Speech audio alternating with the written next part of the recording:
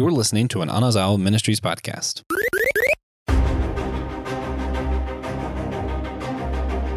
Have you ever felt like your family was an entirely different race than human? Lord knows I have. Guys, today we are going to be discussing fantasy mythical races. We're talking dwarves, giants, orcs, elves, human, and more. Guys, this is Systematic Geekology, episode number 71. It's been a while since I've known what episode I was on. We are the Priest to the Geeks. We're super excited to talk about this one. And if you guys want to talk to us about this one, other than just listen to us, you know what you could do? You could go to facebook.com. You could look up Priest to the Geeks group. You could join us over there. We share memes. We talk about the episode. We just have a good time cutting it up over there and would encourage you to join us doing so. I am Joshua Knoll. I am a fourth year biblical studies student who's really finished his fourth year and is just doing like a couple extra classes that he needs to wrap it all up over the summer. Super excited about that. And I've talked about this one a lot, but you know what? Joe's talked about The Last Ronin so long on this show that I feel like I'm okay to mention I'm really enjoying Ice Cream Man comic books. They're just that right kind of dark and twisted that I'm like, this is just my wheelhouse. They're probably R-rated. So, just be advised. But man, poetic, fun, goodness. During the quarantine issues, it's pretty much revealed that Ice Cream Man is the serpent from the garden. You know, he's Satan, basically. It's interesting. Definitely would recommend it if you got the stomach for it. I've heard that those Ice Cream Man issues are really good. I haven't read any of those myself, but I know iFanboy really liked that quarantine issue, so I might have to go try to track that one down. I liked issue 1 a lot. Like it was one of the rare times where it hooked me from the beginning, and they're not like an ongoing. Well, I guess there is an ongoing story, but for the most part, it's just like one-offs. Okay, that's what I was like. And it makes you think. It really makes you think. Maybe we'll do an R-rated version of Systematic Geekology and talk about it one day. Ooh. Systematic Geekology at night. Hey, everyone, I'm Brandon. I'm a dad.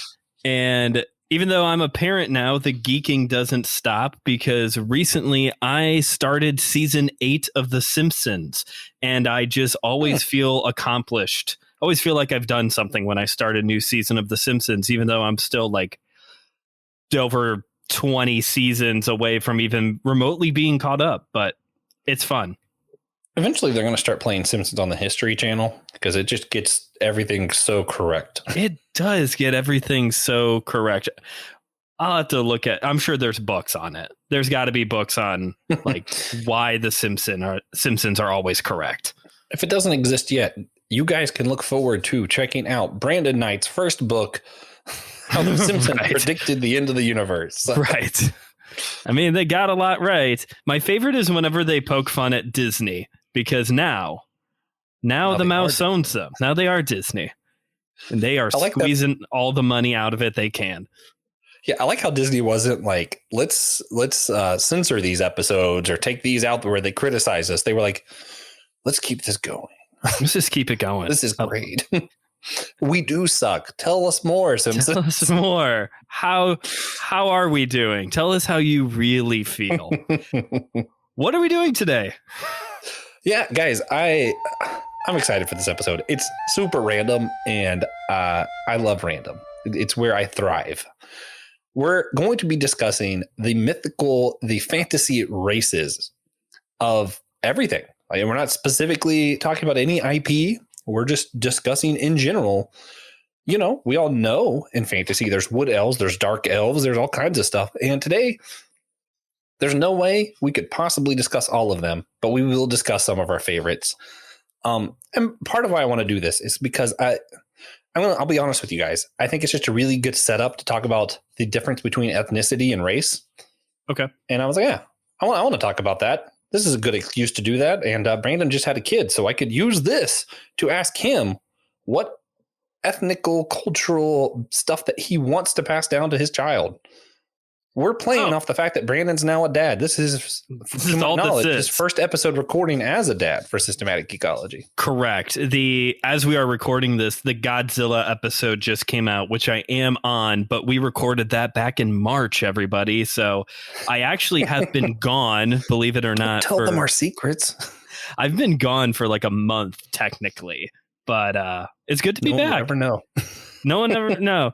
It's good to be back, though. I got to a point where, I started listening to the show and Joe is hosting as host one. I was like, okay, it's time for me to come back. Like, it's just weird. Like, he's fine. He did fine at it, but I'm like, this is different. Hearing Joe's voice first is just weird. But yeah, let's talk about the races of different mythical creatures. This should be fun. Joe is a great host one, but I've really come to just associate Brandon asking questions to this show specifically. In fact, even when I'm talking to Brandon, if he asks a question, like I'm listening for our theme music or something. I'm like, what's going on? And he's like, Josh, I'm just talking to you. Like, just having a conversation. I just want to know what your favorite energy drink is. Come on. Like, we're starting a whole new episode. Josh, we're not recording. We're not recording anything. Josh, what's your favorite mythical creature?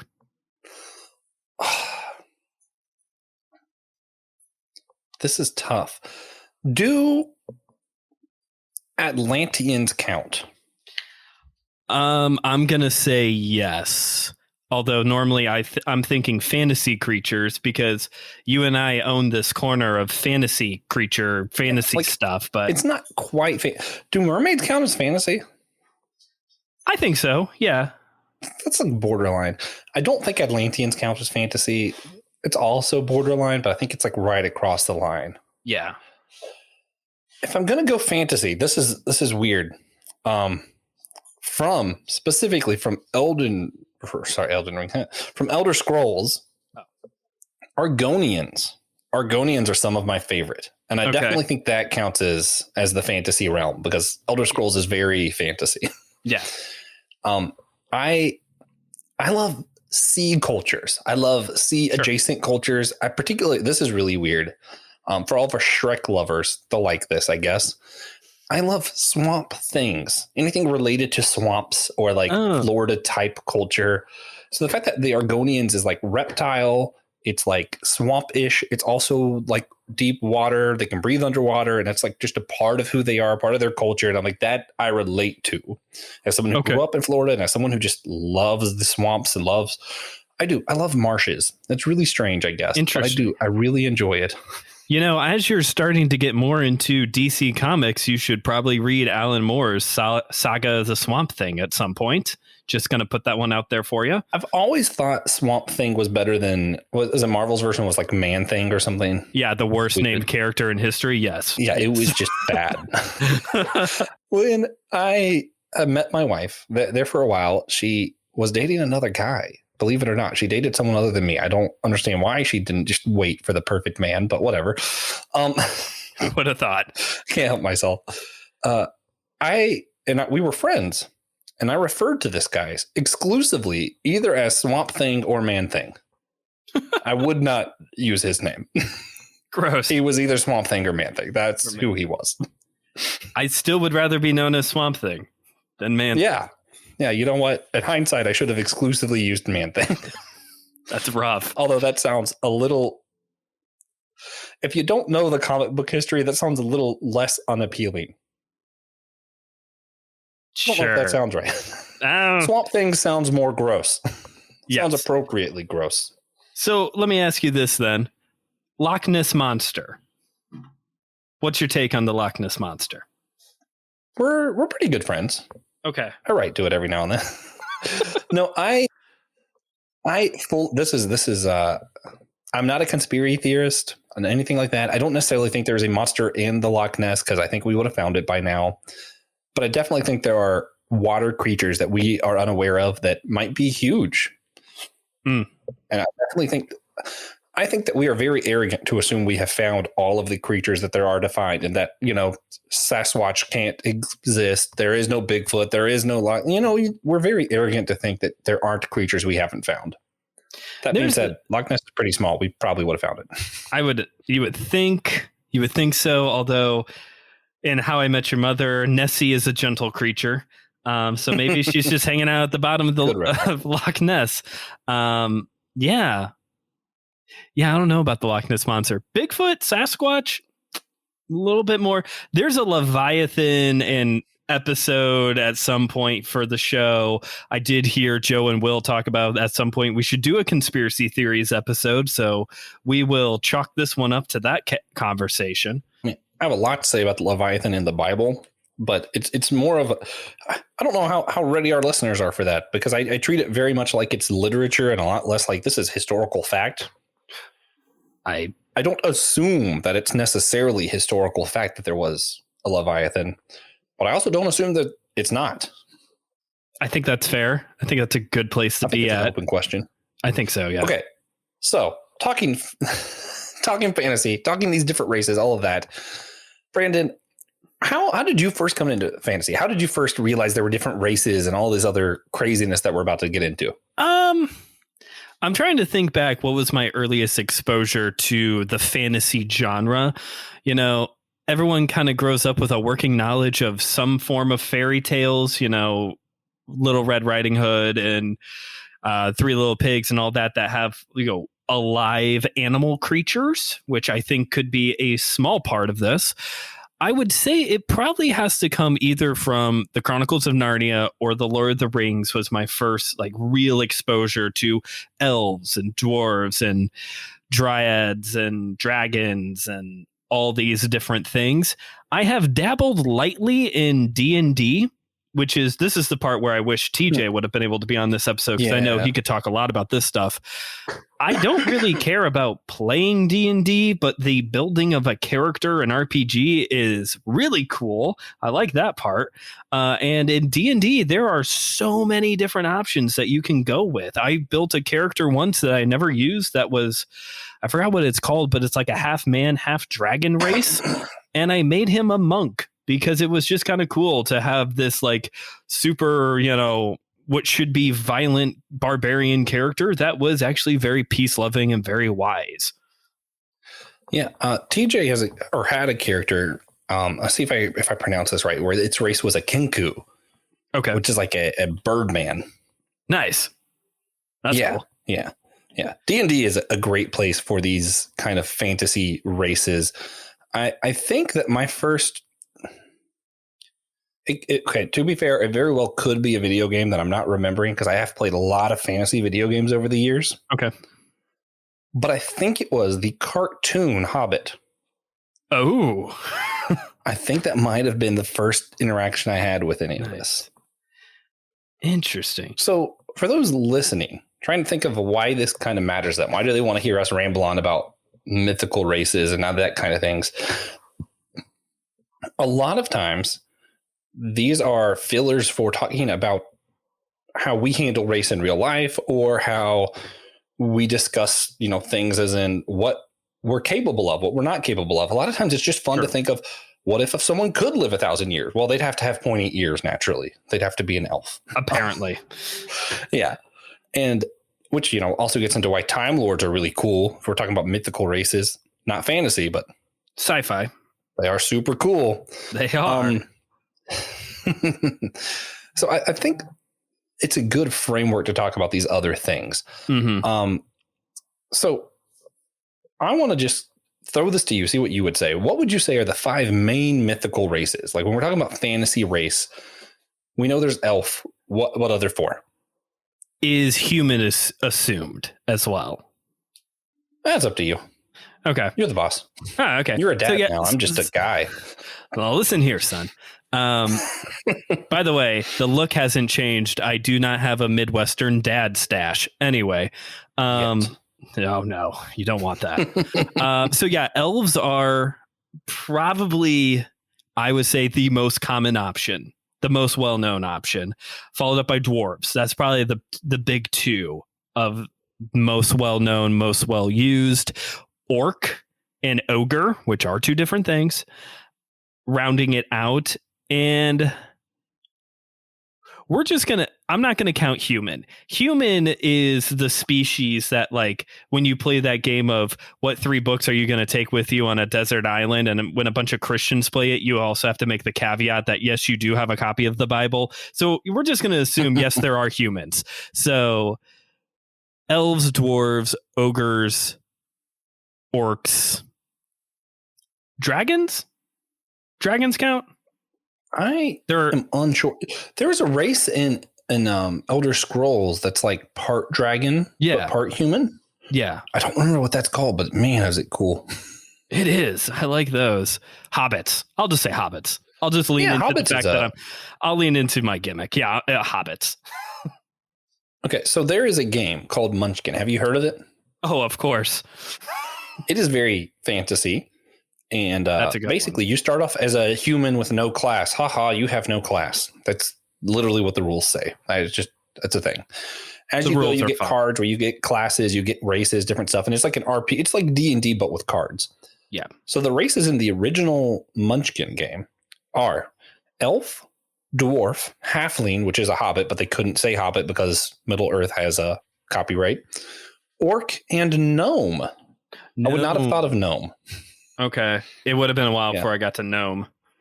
Yeah. They didn't say, did they say dwarf? Okay, they do have elf and dwarf, which is good. I don't know if you know this, Brandon, but you know that there is a tier on our Patreon for elves and dwarves where they get all kinds of extra bonuses on top of the regular bonuses. Should we describe it to them or should we get them a box? I think they should go to patreon.com/systematic geekology and look at the different tiers and maybe decide if they want to be an elf or a dwarf. Could be cool. Obviously, the answer is dwarf because I'm just going to shoot this shot. Elves are stuck up in everything. Don't be an elf. Brandon hates. I like Legolas, though, except for in the Hobbit movies, where apparently he can defy gravity and control animals with his mind. Well, when you add a character that wasn't in the book, that you can. What are the rules? They can do whatever you want. It really didn't bother me that much till the third movie where there's this random scene where he time slows down and he climbs up rocks that are mid-fall. I'm like, that's not how gravity works, guys. Yeah. And then he jumps on an animal and mind melds it or something. And I'm like, what on earth is happening? Yeah, because that's the weird thing about fantasy is that you do have to suspend belief to some degree because we are talking about elves and dwarves and ogres, but there are still rules. Even in a world of a lot of them in that third Hobbit movie. Yeah, broke a lot of those rules. A lot of the rules. Yeah. So if those are the main ones, what did you say? You said elves, dwarves, hobbits, orcs, ogres, and ogres. Oh man, ogres is a good one. That's a good pool. Which ones? Well, okay. Well, before we get to that, which ones exist, since this is our year of C.S. Lewis, which ones exist in Narnia that either do or don't exist in Lord of the Rings? Let's compare those two. Because they have different races. Okay. Dwarves are in... What the name of the race is. Yeah. What's the name of the race that's the goat person? And the centaur. I know they have centaurs. They also have goat people. A faun, like Mr. Tumnus? Yeah. Yeah, he's a faun. That does not exist. Centaurs and fawns don't exist in Lord of the Rings, do they? Right. Correct. Actually, Tolkien was really, I wouldn't say mad, but he was frustrated with Lewis because Lewis pulled from so many different mythologies to build his world. You got a little bit of Greek, a little bit of Roman, a little bit of Old English to put together. I mean, you even got Father Christmas. And Tolkien didn't like that. He would have rathered if Lewis would have just taken this core group from this era of mythology or of fantasy to build out Narnia, which is why you could almost say the Lord of the Rings has more like the starter pack when it comes to the characters that they have. Yeah, Narnia was American Lord of the Rings. It wasn't. I mean, they're both created in England, but you know how the U.S. is supposed to be the melting pot? That's sort of what Narnia was. It had a little bit of Greek mythology, a little bit of fantasy, a little bit, it just had a little bit of everything thrown in there. So that was our obligatory nod at our theme of the year. Of course. Also, I'm pretty proud of myself. I don't feel the need to run my normal Lord of the Rings disclaimers for this one because we're just talking about the different species, so it's fine. Now I'm interested. What would those disclaimers be? Josh, I say it every time. You're the guy in all of these episodes with me. What What would the it Lord be? of the Rings, what the Lord of the Rings is really about. I don't feel like we have to talk about that. I think we do a little bit when we talk about hobbits. Because when we get into the culture of a hobbit, it is the simpler things. Whereas the culture of the orcs and stuff is, and that was sort of the point. A lot of the point that Tolkien made had to do with had to do with the races, right? The ethnic background to, they're not orcs. What are the ones that Saruman, what he makes them? The Uruk-hai. Uruk-hai, yeah. Uruk-hai. Yeah. And those are just a direct product of industrialism. Right. As opposed to the Hobbit's simpler way of life, which leads into my final fantasy race question, Brandon. Okay. One thing that I find really interesting that we've been talking about is just kind of the different cultures that each one has. You know, it's very distinct culture of the Hobbits kind of having that simpler life, or elves have their own distinct culture where you think they're very stuck up. Because they are. Go on. Yes. I kind of agree. They seem like the kind of people who exclusively shop at Whole Foods. They are the holier than thou characters because they usually have this longevity to them and have been around and are very wise. Like, it's good to have elves on your team, especially if they're carrying a bow and arrow, but they're also annoying. Very stuck up. They remind me of the episode of How I Met Your Mother where Lily and Marshall wanted to drink the wine. They're like, yeah, we have to wait for the I don't even know what it's called. You have to wait, let it age or whatever it was. Right. And they're like, we just want to drink the wine. And that's what makes me think of elves. I feel like elves are the ones who are like, we have to wait before we listen, just give me the mead. The dwarves just want to drink the mead. Yeah. So what culture of all these races, which one do you find most compelling? Most compelling?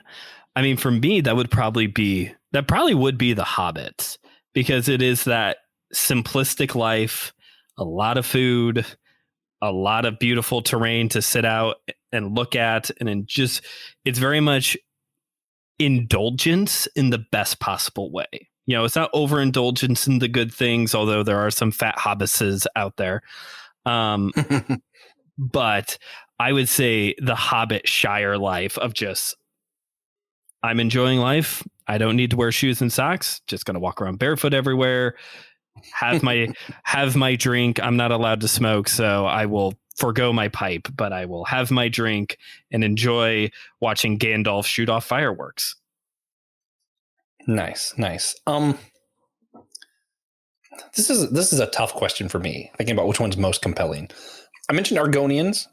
Sure. I think breathe underwater. They have that kind of like reptile. I like that kind of culture. Reminds me of Florida. Obviously, you know, even if we're including mermaids, being in the ocean, being a merman would be kind of cool. I don't know if it sells me. So I'm going to ask you a question before I answer. Okay. How would you describe the culture of ogres, since you included that as your main five? I mean, I think the depiction is Shrek correct. I mean, I would say so. Of just like, these are they're barbarians.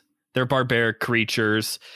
I don't know if you get the misunderstood part unless you watch Shrek.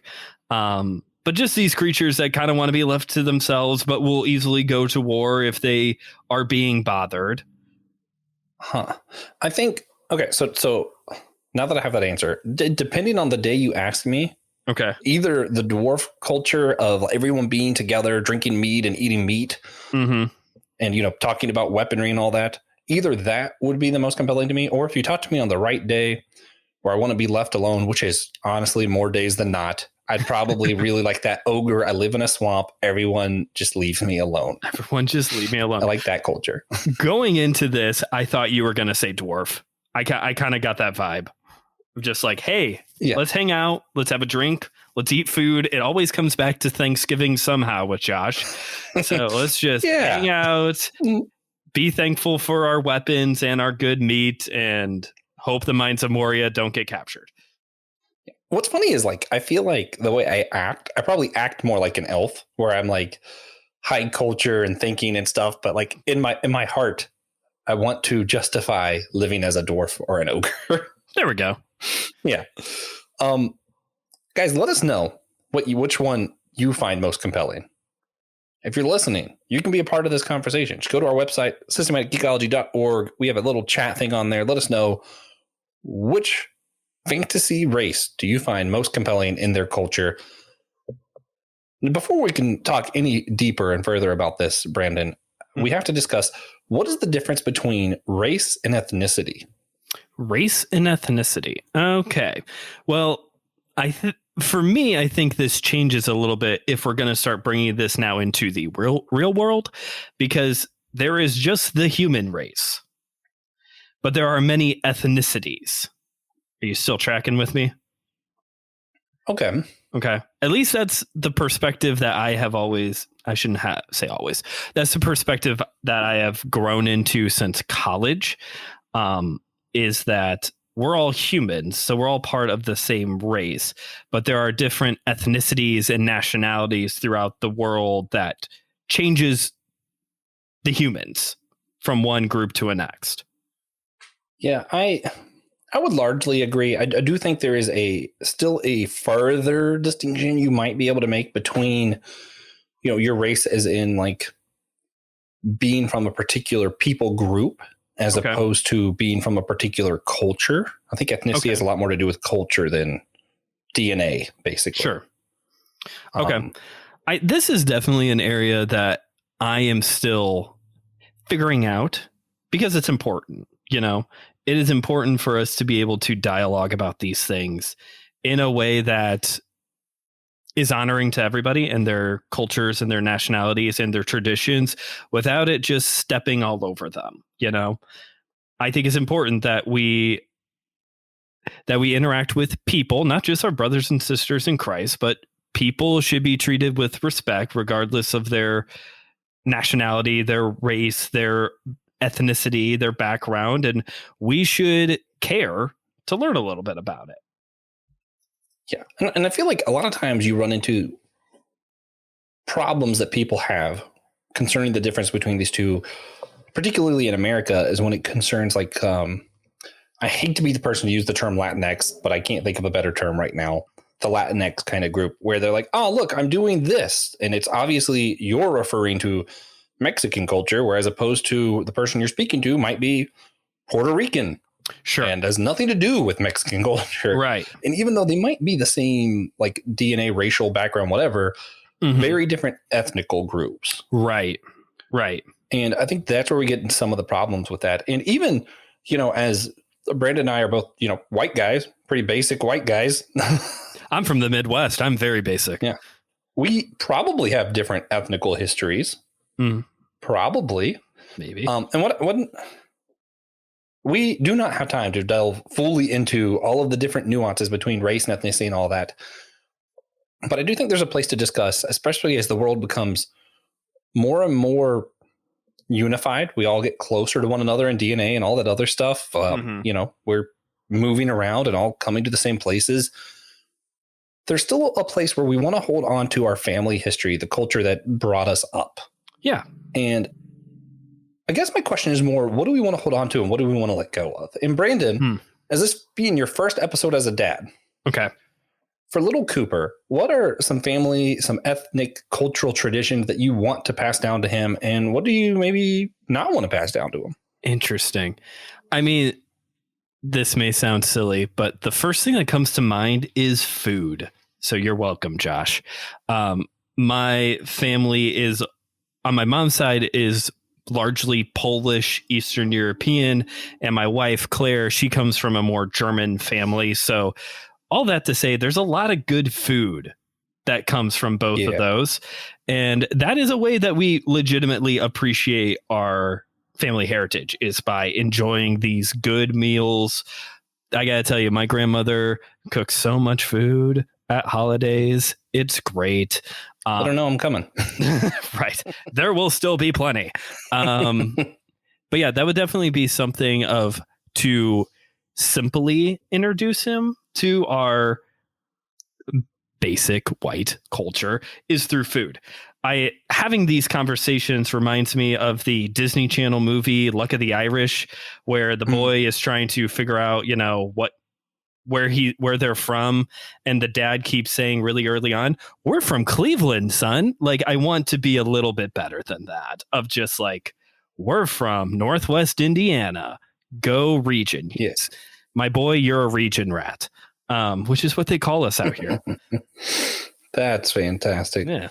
As for stuff that want to leave behind, that's a heavy one.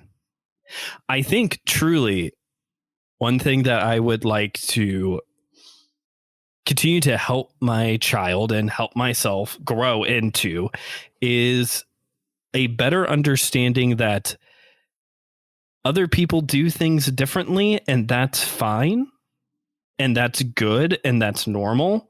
And just because we do things differently doesn't mean that it's bad. Because I was kind of raised in this world where you know, our way was the right way all of the time, even on like the simplest of things.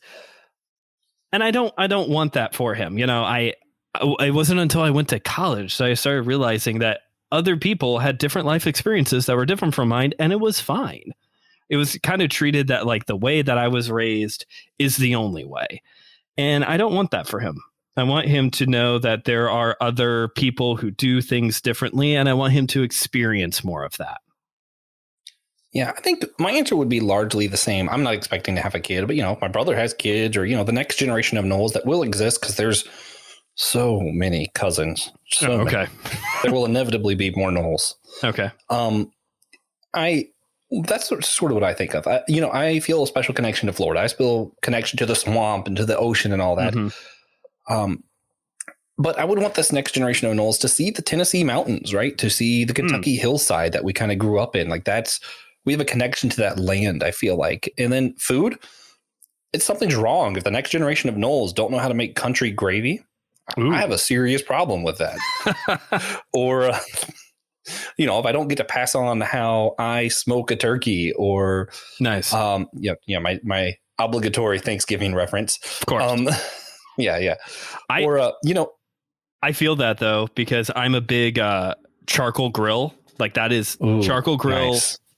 Nothing else. Yeah. And that I already have grilled once since Cooper has been home. And I was like, all right, boy, get out here. It's time to show you how to light the grill. Perfect. You're doing it correctly.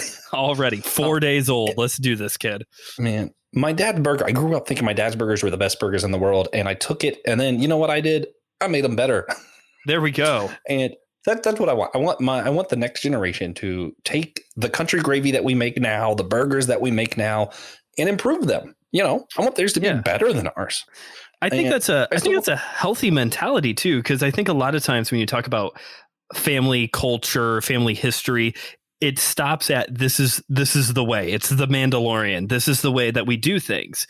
It's not this mentality of this is the way that we do things, and now we're going to do things better. Yeah, and I think it's important to do that, and then even more so, certain church comes up with you, and I don't necessarily want my kid to go to the exact same church as me. I want him to question it. I want him to deconstruct and rebuild his faith as his own. And so largely I'm just agreeing with Brandon, whether I have my own kid or whether it's just a different generation of Knowles. There's a connection to the land. There's a connection to the food, but I want them to be better. I want them to rebuild. And did you have anything else you wanted to add to that before we wrap this one up? I think I have said my piece. I think we covered it. We should wrap it. All right. Nice.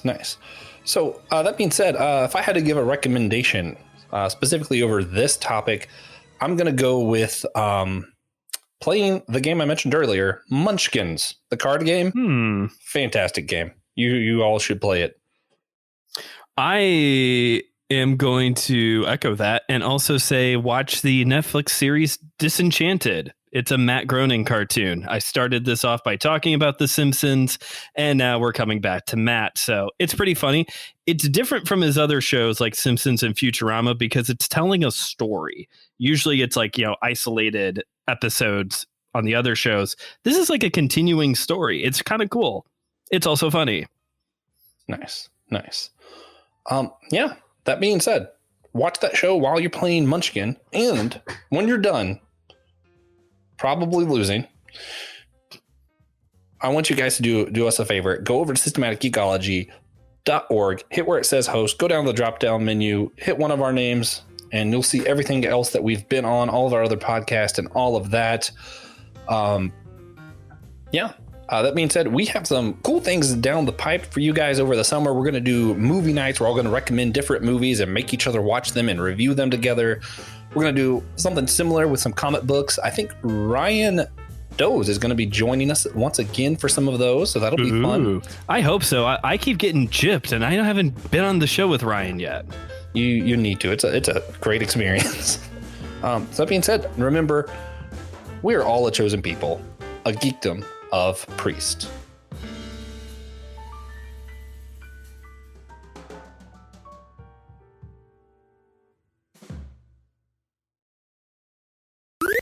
This was an Anazao Ministries podcast. If you enjoyed this show and would like to learn more about our network, be sure to check out the Anazao Ministries Podcast Network.